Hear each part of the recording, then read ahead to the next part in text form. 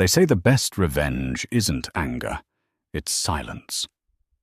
But in this case, the best revenge was walking down the red carpet of the Met Gala, on the arm of the man who owned her ex-husband's debt. When Derek Reynolds signed the divorce papers, he tossed a ballpoint pen at his wife Sarah and told her she was expired goods. He laughed as he drove away in his Porsche with his 23-year-old assistant. He thought the story ended there. He thought he had won. But he didn't know that Sarah had a secret weapon, a meeting that would change the landscape of New York real estate forever. This is the story of how a discarded wife became the queen of the empire her husband thought he ruled. The air conditioning in the conference room on the 42nd floor of the Sterling and Cooper building was set to a freezing 65 degrees. It was a power move. Everything Derek did was a power move. Sarah Reynolds sat on one side of the mahogany table, her hands folded tightly in her lap to stop them from shaking. She was wearing a beige cardigan that had seen better days and a pair of trousers she had bought at Target. Across from her, Derek looked like he had just stepped out of a GQ spread. His navy bespoke suit was sharp enough to cut glass, and the Patek Philippe watch on his wrist cost more than Sarah's parents had made in their entire lives. "Let's wrap this up," Derek said, checking the time. "I have a tea time at the Hamptons at 3. Tiffany hates it when I'm late." The mention of her name, Tiffany, sent a sharp spike of nausea through Sarah's stomach. Tiffany was the brand consultant Derek had hired 6 months ago. She was 23, blonde, and possessed the kind of ruthless ambition that Derek found intoxicating. "We just need to review the final settlement figures, Mr. Reynolds," Sarah's lawyer, a tired-looking man named Robert Geller, said softly. Robert was a public defender friend of her father's. He was out of his depth here, and everyone knew it. Derek's lawyer, a shark named Simon Fenty, who charged $1,200 an hour, chuckled dryly. "The figures are generous, Robert. Extremely generous. Derek is offering a lump sum of $20,000 to assist with Sarah's transition, and he is allowing her to keep the 2016 Honda Civic." Sarah looked up, her eyes stinging. 20,000. "Derek, we've been married for 12 years. I worked 2 jobs to put you through business school. I edited every single proposal you sent to investors for the first 5 years of your company. That company is worth millions now." Derek leaned forward, a cruel smirk playing on his lips. His eyes, once the warm hazel she had fallen in love with, were now cold and hard like polished stones. "Correction, Sarah," Derek said, his voice smooth and condescending. "The company is worth multi-millions, and you typed a few emails. You made coffee. Don't confuse being a glorified secretary with being a partner. You were an investment I made that didn't yield a return. You're plain, you're unambitious, and frankly, you're boring. I've outgrown you." He pulled a checkbook out of his jacket pocket. He scribbled something, ripped the check out, and slid it across the polished wood. It landed right in front of her. "Here," Derek said. "I added an extra $5,000. Call it a severance package. Now sign the papers and get out of my life. I have a legacy to build, and I can't do it with an anchor around my neck." Sarah stared at the check. $25,000. For 12 years of her life. For the nights she stayed up helping him memorize his pitches. For the times she held him while he cried because he thought he was going to fail. She looked at Simon Fenty, who was smirking. She looked at Robert, who looked defeated. And then something inside her snapped. It wasn't a loud snap. It was quiet. It was the sound of a bridge burning. She didn't scream. She didn't cry. She picked up the pen. "You're right, Derek," Sarah said, her voice surprisingly steady. "I was an investment. And you're right about something else, too. You have a legacy to build." She signed the paper with a flourish. "Just remember," she whispered, sliding the papers back. "Be careful who you step on while you're climbing up. They might be the ones holding the ladder." Derek laughed, a loud barking sound that echoed in the empty room. "Oh, honey, you aren't holding the ladder. You're just part of the pavement." He stood up, buttoning his jacket. He didn't look back as he walked out the door. Sarah watched him go. She took the check, folded it neatly, and put it in her purse. She walked out of the skyscraper and into the rainy streets of Manhattan. She stood on the corner of 5th Avenue and 48th Street, the rain soaking her beige cardigan. She felt small. She felt invisible. But as she stood there, watching the yellow cab splash by, a black Rolls-Royce Phantom pulled up to the curb a few feet away. The back window rolled down. Sarah didn't notice it at first. She was too busy trying not to weep in public. "Excuse me." A deep, gravelly voice came from inside the car. "Miss—" Sarah turned, wiping rain from her eyes.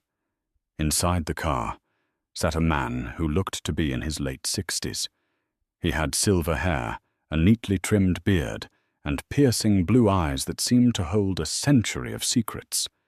He was reading a file that looked suspiciously like a financial dossier. "Yes," Sarah asked, her voice cracking. "You dropped this," the man said. He held out a scarf, her cheap blue polyester scarf that must have slipped from her neck when she was digging for her subway card. Sarah stepped forward and took it. "Thank you. I'm having a bad day." The man studied her face for a moment. He didn't look at her with pity. He looked at her with curiosity.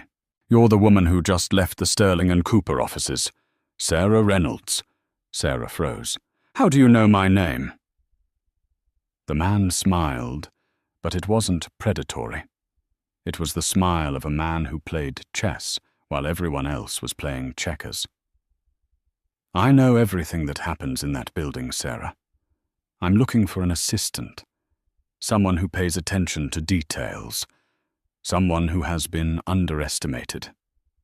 He extended a card. It was heavy, cream-colored stock with simple black lettering. No logo, just a name and a number. Harrison Graves. Sarah's breath caught in her throat. Harrison Graves wasn't just a businessman. He was a legend. He was the ghost of Wall Street. A recluse billionaire who hadn't given an interview in 20 years. He owned half the city's skyline, but nobody knew what he was planning next. I don't understand," Sarah stammered. "Call the number at 9:00 a.m. tomorrow," Harrison said. "Don't be late. And Sarah, yes, dry your eyes. Tears ruin the makeup, and they never fix the problem." The window rolled up, and the Rolls-Royce merged seamlessly into the chaotic traffic, leaving Sarah standing in the rain with a business card that felt heavier than gold. 3 months had passed since the divorce was finalized. The encounter with Harrison Graves felt like a fever dream, a hallucination brought on by stress and dehydration. Sarah had called the number the next day, of course, but there had been no answer. Just a voicemail that said the mailbox was full. She had tried again for a week, then gave up. It figured. Just another rich man toying with her. Sarah was now living in a studio apartment in Astoria, Queens. It was the size of a walk-in closet, smelled faintly of boiled cabbage, and the radiator clanked like a dying engine every time the heat kicked on. She was working as a temp at a logistics firm, filing invoices for $18 an hour. It was mind-numbing work, but it paid the rent barely. Meanwhile, Derek was everywhere. He was on the cover of Forbes 30 Under 30, even though he was 32. He lied about his age. He was in the New York Post's page 6, photographed on a yacht in the Mediterranean with Tiffany, who was wearing a diamond necklace that Sarah knew cost more than her entire divorce settlement. One Tuesday evening, Sarah sat on her futon eating instant noodles and scrolling through LinkedIn on her cracked phone. She saw a post from Derek.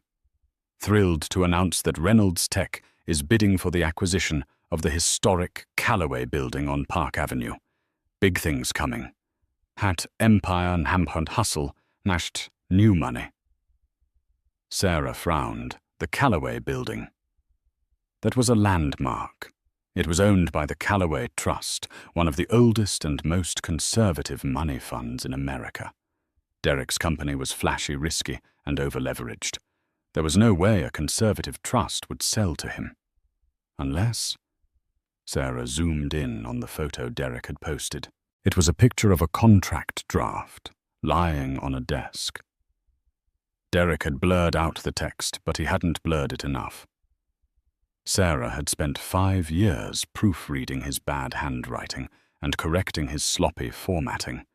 She knew his tells. She squinted at the document in the photo. In the bottom corner, there was a clause reference number, Section 44B, subsection 2. Sarah's heart skipped a beat. She remembered Section 44B from the old business law textbooks she used to read to help Derek study. That section usually referred to distressed asset liquidation via Shell Corporation. Derek wasn't buying the building legitimately. He was trying to use a shell company to trick the trust into selling, hiding the fact that Reynolds Tech was actually in debt. If the Callaway Trust found out who the real buyer was, the deal would implode. Sarah sat there, her noodles getting cold. She could expose him. She could write an anonymous tip to the Wall Street Journal. But then she remembered the man in the Rolls-Royce. Harrison Graves. Why had he given her his card? Why had the number never worked? She pulled the card out of her bedside drawer. She looked at it under the dim light of her lamp. She turned it over. On the back, written in extremely faint pencil.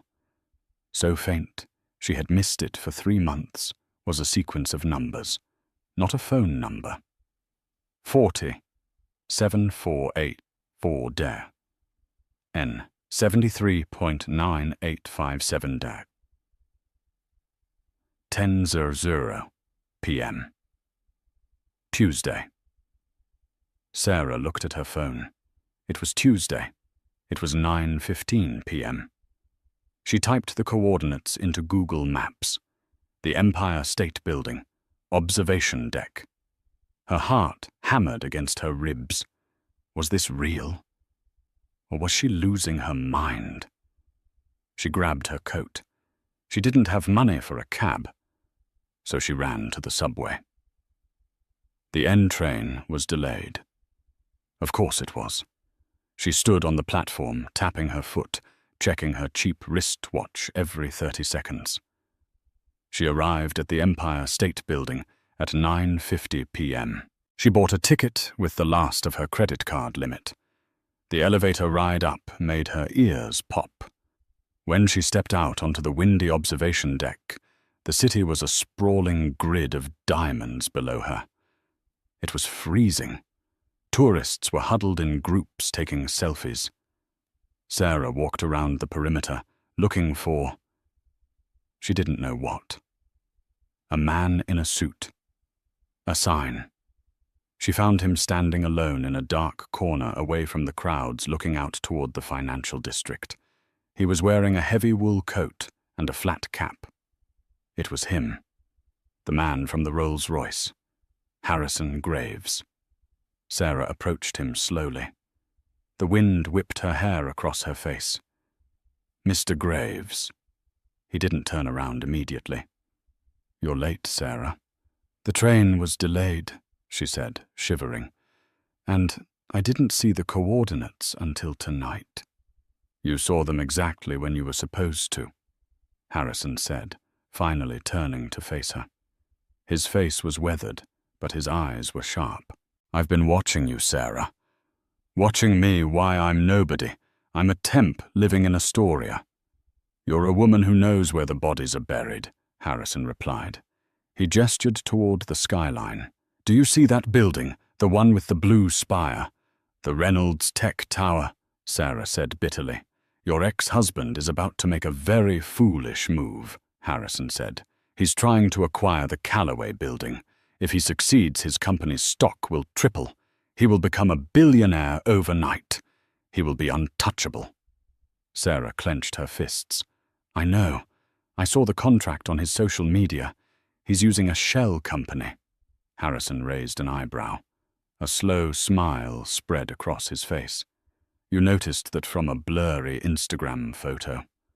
I know how he thinks, and I know how he cheats." Harrison nodded, impressed. "Good. That's exactly why I hired you." "You hired me?" "You never answered my call. I needed to see if you had the grit to survive on your own first. If you had crumbled, if you had gone back to your parents or begged him for money, you would have been useless to me. But you didn't. You took the temp job. You survived. You have hunger now, Sarah. And hunger is the only thing that matters in this city." He reached into his coat pocket and pulled out a thick envelope.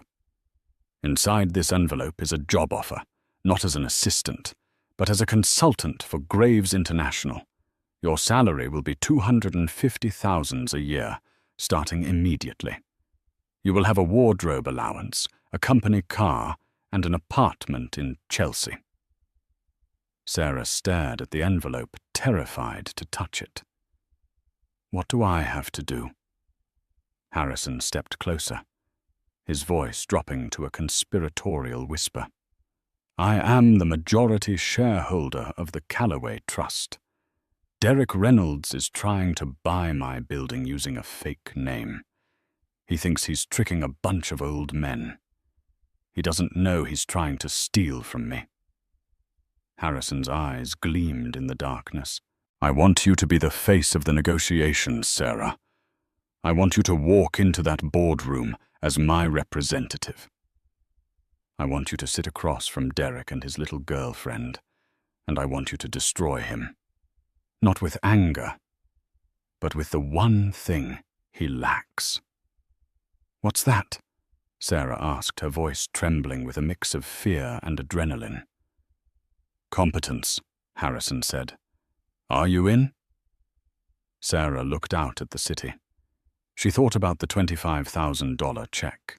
She thought about expired goods. She thought about the rain. She reached out and took the envelope. It felt heavy. It felt like a weapon. "When do we start?" Sarah asked. "Tomorrow," Harrison said. "First, we need to get you some new clothes. You can't kill a king wearing a beige cardigan."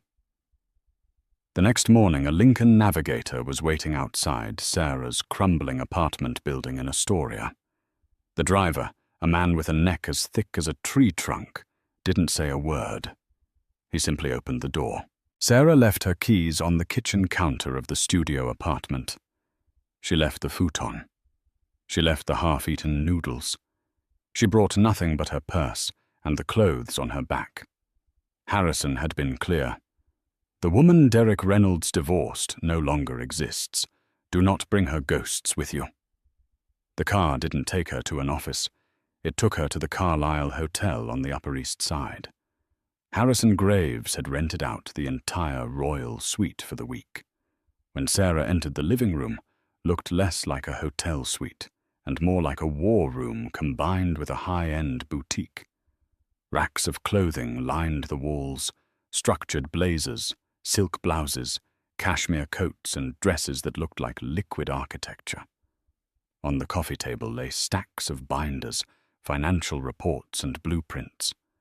Harrison was standing by the window sipping an espresso. Next to him stood a tall, severe-looking woman with silver hair pulled back into a tight chignon. "Sarah," Harrison said, turning around. "Meet Beatrice. She was the personal stylist for the last 3 First Ladies of France. She is going to help you find your armor."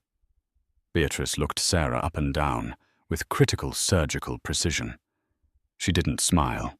She walked around Sarah, tugging at the loose fabric of her cardigan, shaking her head at the scuffed flaps. "Posture," Beatrice said, her voice sharp. "You stand like an apology. Shoulders back. Chin up." Sarah straightened her spine. "I'm not used to this." "That is the problem," Beatrice said. "Rich men like your ex-husband smell insecurity, like sharks smell blood. If you walk into a room looking like you expect to be asked to leave, they will ask you to leave. You must walk in as if you own the oxygen they breathe."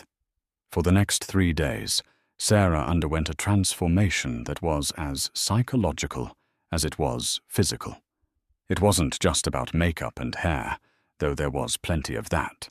Her mousy brown hair was cut into a sharp-angled bob and dyed a rich, dark chestnut that caught the light. Her skin was exfoliated, hydrated, and polished until she glowed. But the real work happened in between the fittings. While Beatrice pinned hemlines on Chanel suits and adjusted the fit of Tom Ford trousers, Harrison drilled Sarah on the financials. "Why is Derek desperate for the Callaway building?" Harrison asked, pacing the room. Sarah looked up from a dossier, her eyes tired but focused. "Because his flagship software, Reynolds Cloud, is failing. The churn rate is 40%. He's bleeding cash. He needs the Callaway building because it sits on top of a massive fiber-optic hub that the city installed in the 90s. If he buys the building, he owns the hub. He can pivot from software to infrastructure and save his company." "Correct," Harrison said, slamming his hand on the table. "He's desperate, but he's hiding it. He's presenting this deal as a luxury expansion. He's lying to the shareholders." "So I expose the lie?" Sarah asked. "No," Harrison corrected her. "You let him lie. You let him think he's getting away with it. And then, when he's committed, you change the terms. You squeeze him." By the 4th day, Sarah looked in the full-length mirror and gasped. The woman staring back wasn't the tired housewife who had begged for a fair settlement. She was sharp, sleek, and dangerous. She wore a midnight blue Armani power suit that fit her like a second skin. Her lips were painted a deep crimson. On her feet were Louboutin heels, sharp enough to puncture a tour or an ego. Harrison walked up behind her, watching her reflection. "Derek Reynolds owes the Callaway Trust, and by extension, me a meeting to finalize the purchase," Harrison said quietly. "He thinks he's meeting with a senile board of trustees. He thinks he's going to bully them into a low-ball offer." He handed Sarah a leather portfolio. "Inside is the power of attorney. For the duration of this negotiation, you are the voice of the Callaway Trust. You have absolute authority." Sarah ran her fingers over the leather. Her hands weren't shaking anymore. "What if he recognizes me?" Sarah asked. "He will simply laugh. He'll tell me to go fetch him coffee." Harrison smiled, a cold, predatory glint in his eyes. "Let him laugh. Laughter is a distraction. While he's laughing, you'll be cutting his throat." The conference room at the Callaway Trust was old money personified. The walls were lined with oak paneling. The carpet was thick Persian wool, and the portraits of dead industrialists stared down judgmentally from gold frames. Derek Reynolds sat at the head of the table, checking his reflection in the screen of his phone. He looked bored. Next to him sat Tiffany. She was wearing a bright pink dress that was far too short for a corporate meeting and chewing gum with her mouth slightly open. "How long do we have to wait?" "Babe," Tiffany whined, scrolling through TikTok. "We have reservations at Nobu at 8. "Relax, Tiff," Derek said, spinning a pen between his fingers. "These old guys move at a glacial pace. They probably had to stop for a nap on the way to the meeting. We just need them to sign the preliminary agreement. Once I have the building, we can gut this place. Turn it into a modern glass box. Get rid of this smell of dust and poverty. Simon Fenty Derrick's lawyer looked nervous. Derrick, be careful. The Callaway Trust is notoriously difficult. We still don't know who the new majority stakeholder is. Rumor has it the old board was bought out last month. Does it matter? Derrick scoffed. Everyone has a price. I'm offering them 20% above market value. They'd be idiots to say no. Besides, I have the financing lined up through the shell company in the Caymans. They'll never know Reynolds Tech is the one buying it. The heavy double doors at the far end of the room clicked. Showtime, Derrick whispered, winking at Tiffany. Watch me work. The doors swung open, but instead of a group of elderly men in tweed jackets, a single woman walked in. The room fell silent. The woman was flanked by two assistants, men in black suits who carried briefcases. But nobody looked at them. All eyes were on her. She walked with a stride that commanded attention. The click-clack of her heels on the parquet floor sounded like gunshots. She carried herself with an air of absolute indifference to the people in the room. She reached the opposite end of the long table, pulled out the leather chair, and sat down. She didn't look at Derrick. She opened her portfolio, took out a gold fountain pen, and placed it neatly on the table. Only then did she look up. Derrick's mouth fell open. The pen he was spinning dropped from his fingers and clattered onto the table. Tiffany stopped chewing her gum. Sarah. Derrick choked out his voice an octave higher than usual. Sarah didn't smile. She didn't blink. She looked at him as if he were a smudge on a window pane. Good afternoon, Mr. Reynolds, she said. Her voice was different. It was lower modulated, devoid of the desperate warmth it used to hold. I apologize for the delay. Traffic on Park Avenue was dreadful. Derrick stood up, his face flushing red.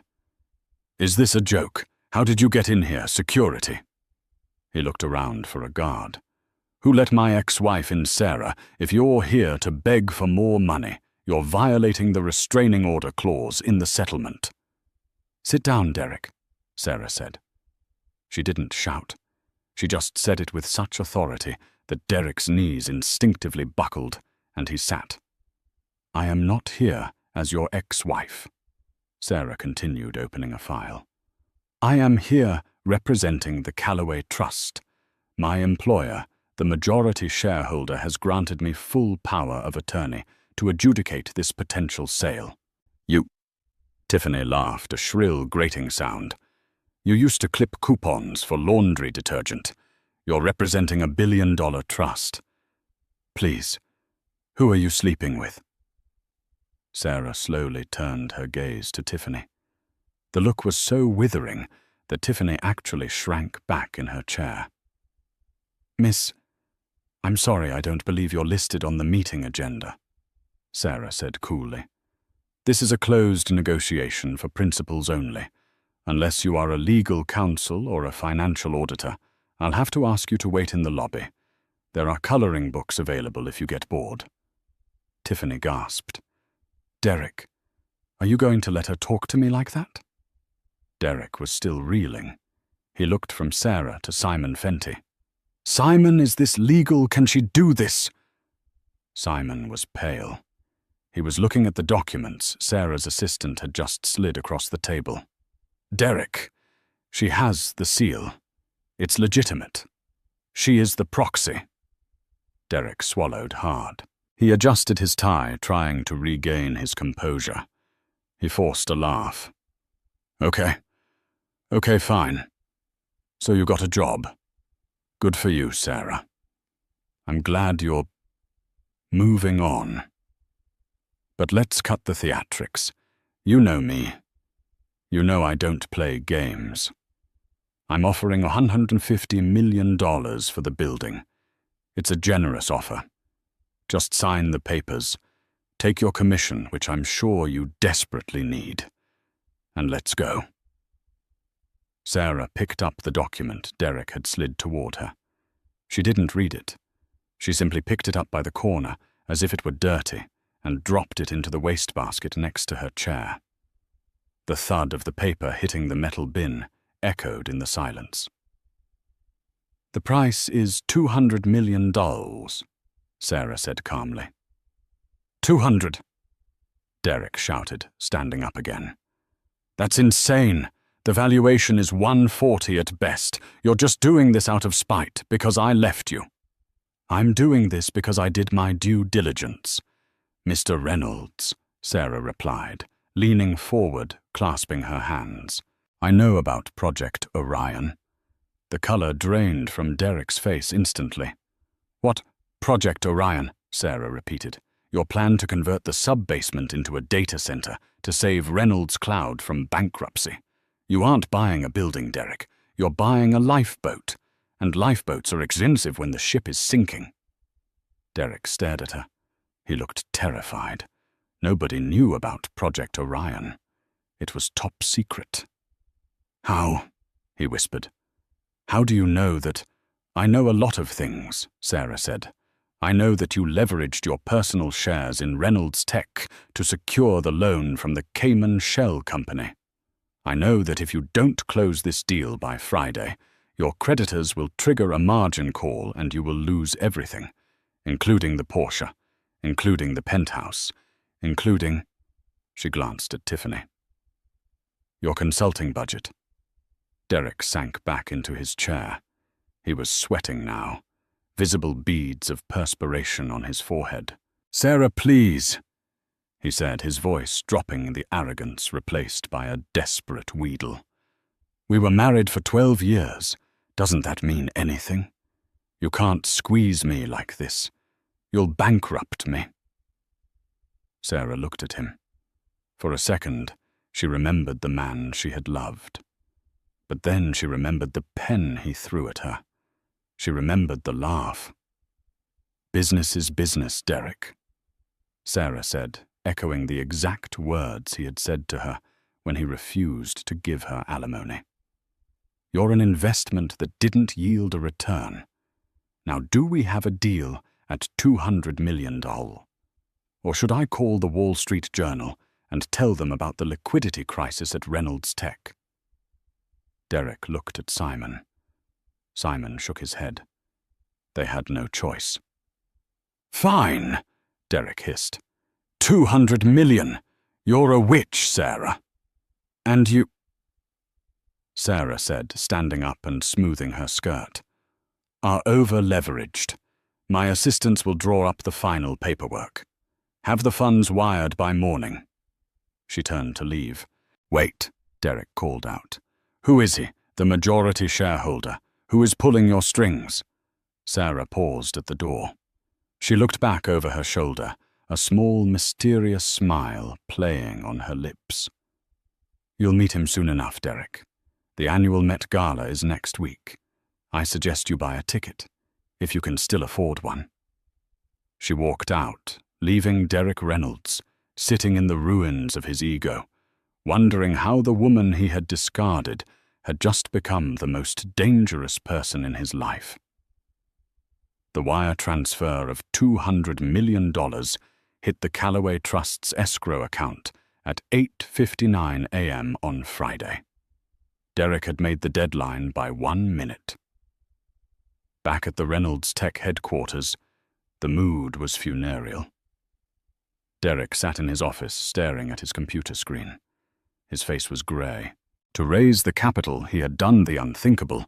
He had liquidated his personal stock options and taken out a high-interest emergency bridge loan from a private equity firm in Zurich called Chimera Capital. The terms of the loan were predatory.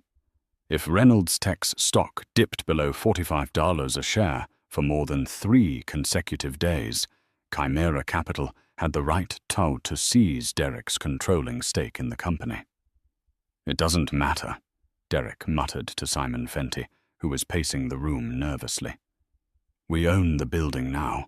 We own the fiber optic hub. Once we announce the acquisition, the stock will soar to $80. We'll pay off the Swiss loan in 2 weeks. But Sarah, Simon started. Don't speak her name, Derek snapped, sweeping a crystal vase off his desk. It shattered against the wall. She got lucky. She's a puppet. Someone is using her to get to me. I need to know who. Did the PI find anything? Simon hesitated. We tracked her movements. She's staying at the Carlyle. She's been seen entering and exiting the Graves International building. Derek froze. Graves, Harrison Graves. We don't know for sure, Simon said quickly. Graves has been off the grid for years. Some people think he's dead, but his company is still active. If Sarah is working for Graves... Derek laughed, but it was a nervous, jagged sound. Impossible. Harrison Graves only hires Ivy League prodigies and former CIA analysts. He wouldn't hire a community college dropout like Sarah. She's probably sleeping with some mid-level executive there. That's her ceiling. He stood up, adjusting his cuffs. Forget her. Tonight is the Met Gala. We are going to walk that carpet, announce the acquisition to the press, and show the world that Reynolds Tech is the future. Make sure Tiffany wears the red dress. We need to look like royalty. Across town, in the penthouse suite of the Carlyle, the atmosphere was very different. Sarah stood on a pedestal, while a team of seamstresses made final adjustments to her gown. It was a custom piece by Versace, a shimmering column of black velvet that transitioned into silver crystals at the hem, looking like a night sky crashing into the dawn. Harrison sat in a velvet armchair nearby, reading the Financial Times. The wire transfer cleared, he said without looking up. He took the bait. Sarah looked at him in the mirror. Over the last week, her fear had been replaced by a cold, sharp clarity. She understood the game now. He borrowed from Chimera Capital, Sarah said.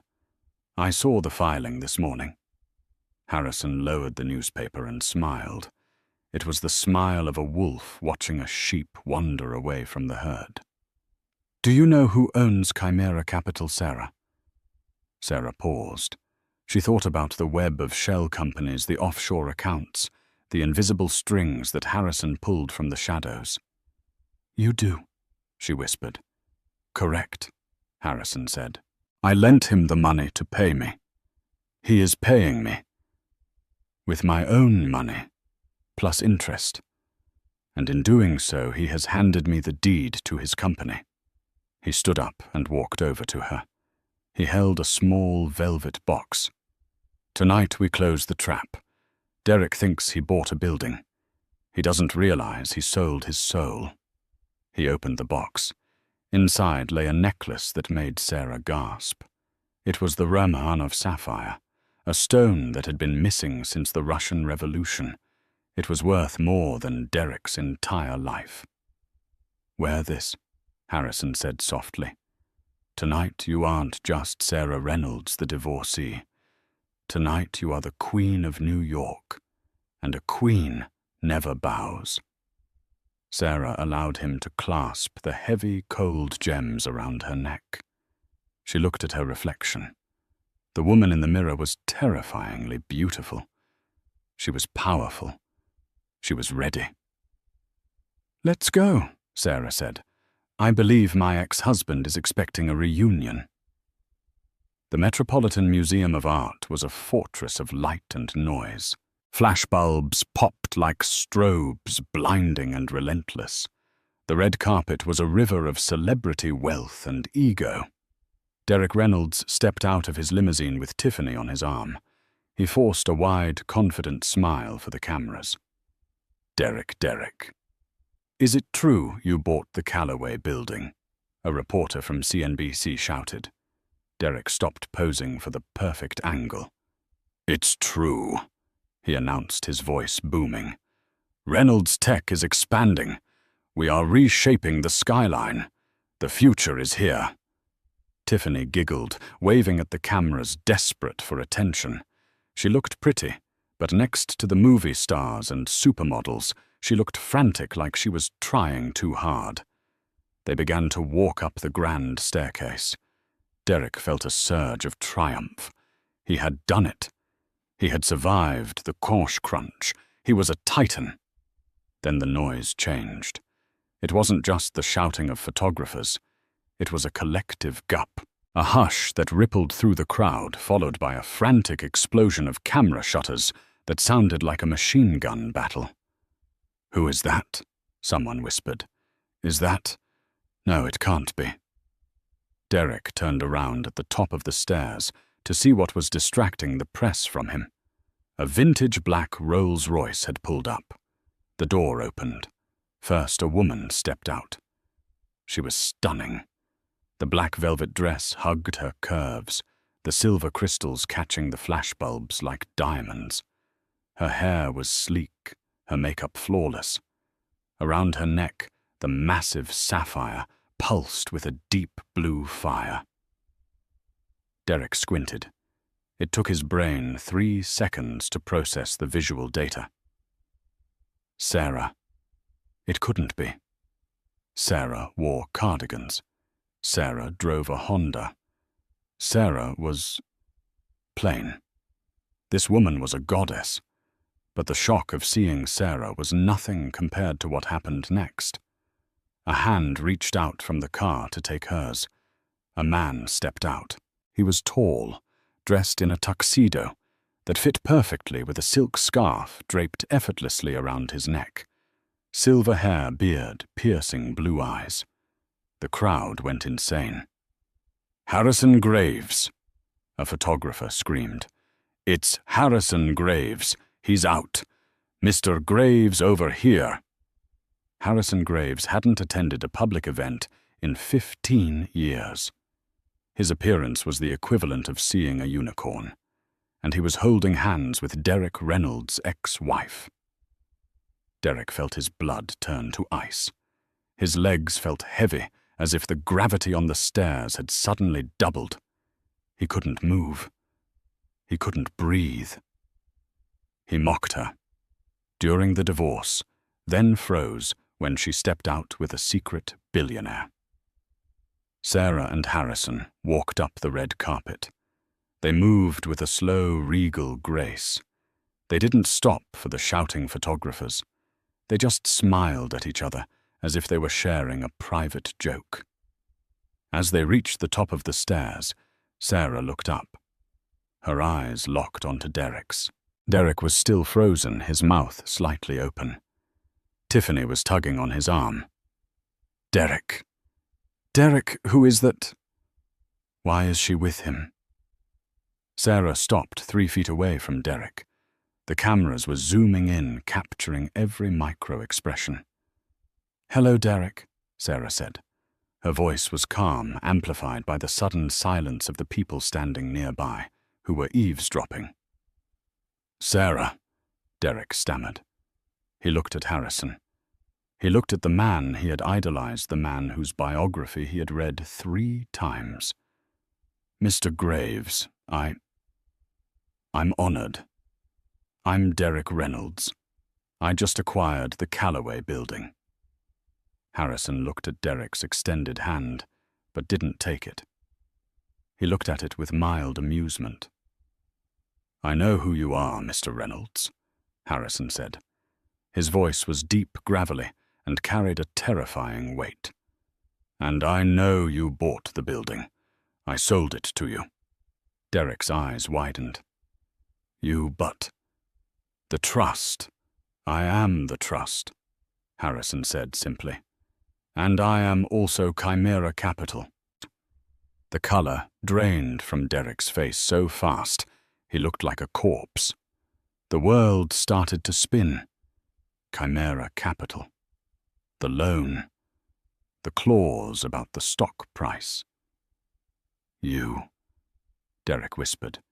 "You lent me the money." "I did," Harrison nodded. "And I'm afraid I have some bad news, Derek. While you were in the limo on the way here, my analysts released a report questioning the structural integrity of the Callaway Building's fiber optic hub. It seems the asset you just bought for $200 million is obsolete. Derek gasped. No, that's a lie. It's the market, Harrison shrugged. Reynolds Tech stock dropped 12% in after-hours trading. It's currently sitting at 44,50 cents. Derek grabbed the railing to steady himself. 44.50. That was below the threshold. The loan, Derek choked out. The default clause. It triggered 10 minutes ago, Sarah interjected softly. She stepped closer, her sapphire glinting in his eyes. Which means Chimera Capital, and therefore Mr. Graves now owns the controlling stake in Reynolds Tech. She leaned in close enough that only Derek could hear her. You told me I was expired goods, Derek. You told me I wasn't a partner. You were right. I'm not a partner. I'm the boss.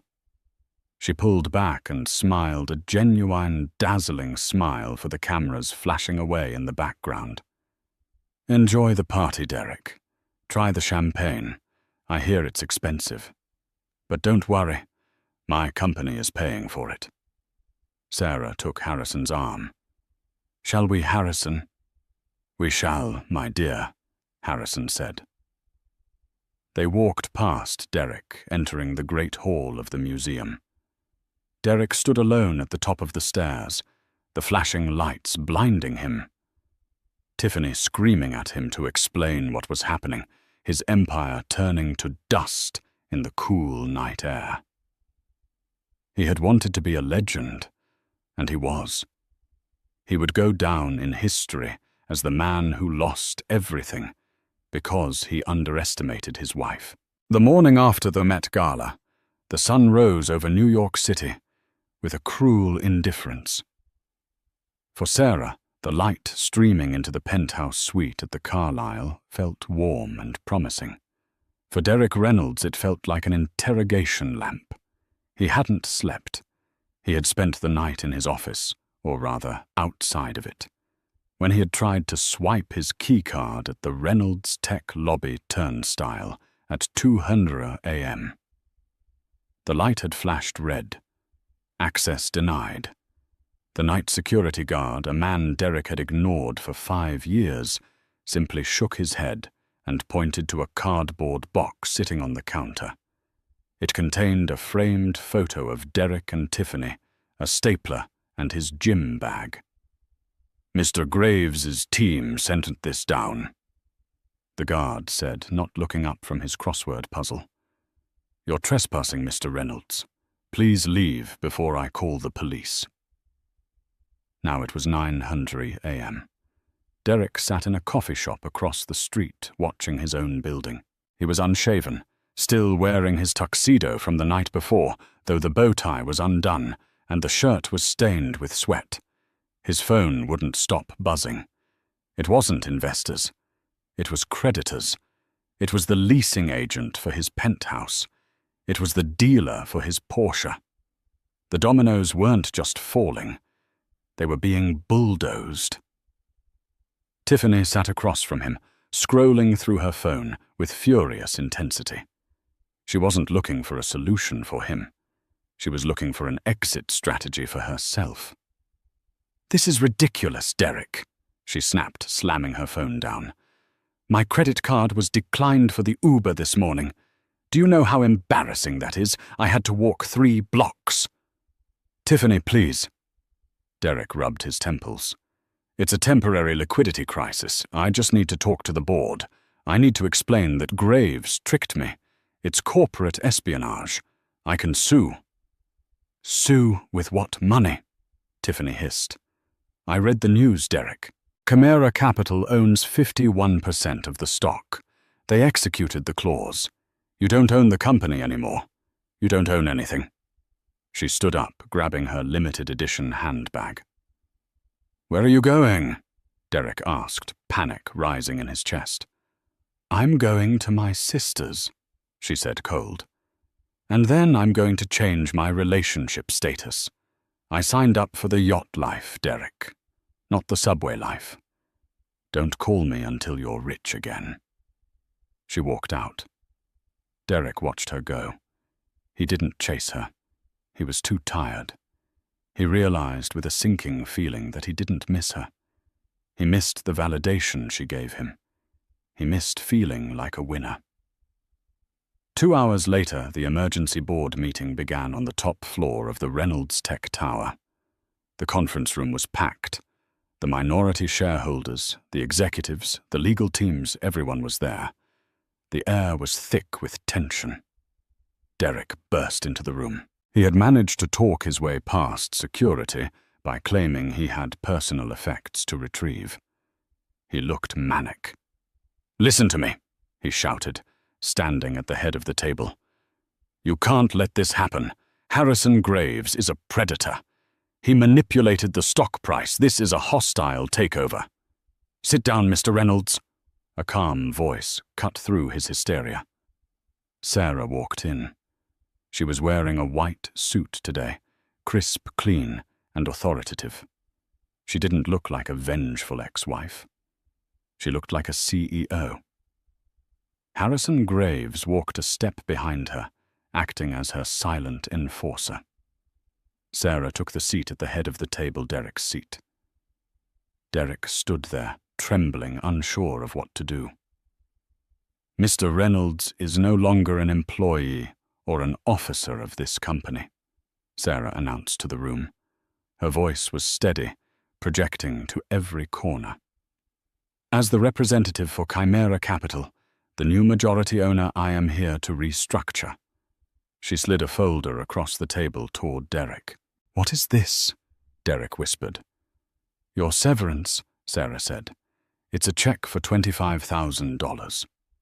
The room went silent. A few executives covered their mouths to hide their shock.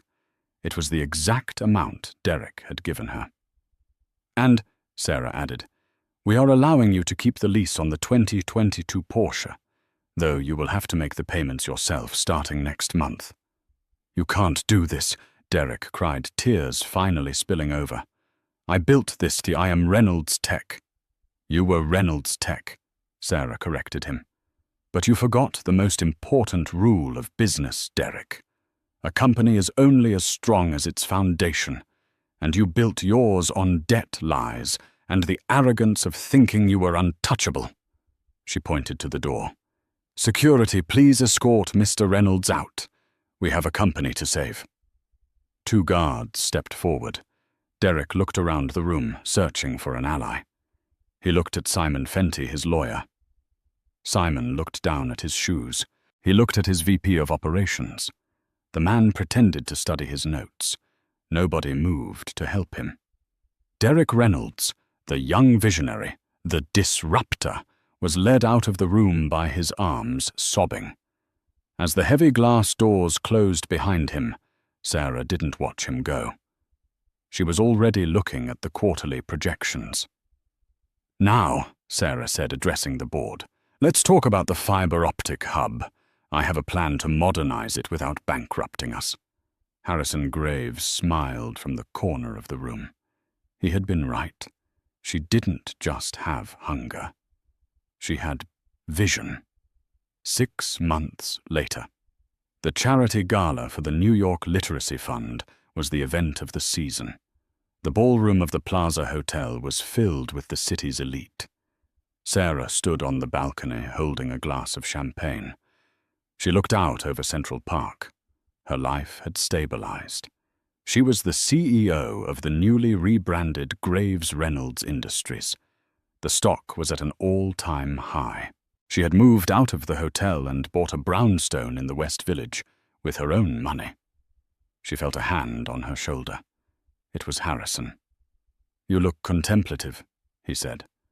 "I was just thinking," Sarah said, "about how much can change in a year."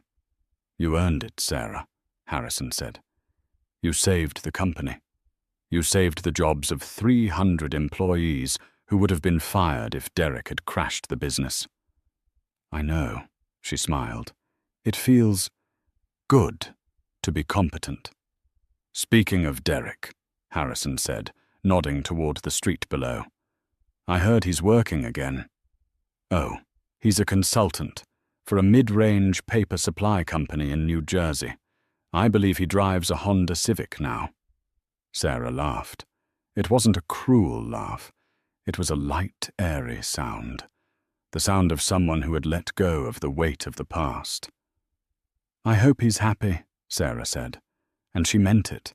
She didn't need him to suffer anymore. His irrelevance was punishment enough. I have a proposition for you, Harrison said, turning her to face him. The London branch needs an overhaul. I'm too old to fly across the Atlantic every week. I need a partner, a full partner, 50-50. Sarah looked into his eyes. They were still sharp, but they were warmer now. Over the last 6 months, their mentorship had grown into a deep, unshakable bond. London, Sarah mused. I've always liked London in the fall. Then it's settled, Harrison said, raising his glass. To new beginnings. To holding the ladder, Sarah replied, clinking her glass against his. She took a sip of champagne and looked back at the city lights. She was no longer the woman standing in the rain, crying over a check. She was Sarah Reynolds, and she was just getting started. What a roller coaster of karma Derek thought he could toss Sarah aside like trash, but he didn't realize that in the game of life, the queen is the most powerful piece on the board. Sarah didn't just get revenge. She got justice, success, and a whole new life, proving that the best comeback is massive success. If you enjoyed this story of betrayal, twists, and ultimate redemption, please smash that like button. It really helps the channel grow. And don't forget to subscribe and hit the notification bell so you never miss a new story. What do you think? Did Derek deserve to lose everything, or was the punishment too harsh? Let me know your thoughts in the comments below. Thanks for watching, and I'll see you in the next video.